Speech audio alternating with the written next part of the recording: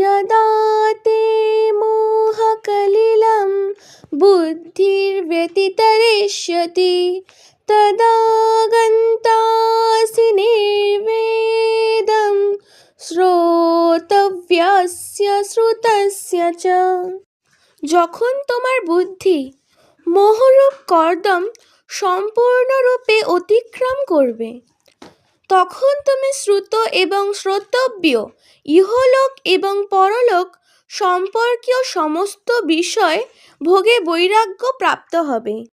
When your mind will have fully crossed the mire of delusion, you will then grow indifferent to the enjoyments of this world and the next that have been heard of, as well as to those that are yet to be heard of.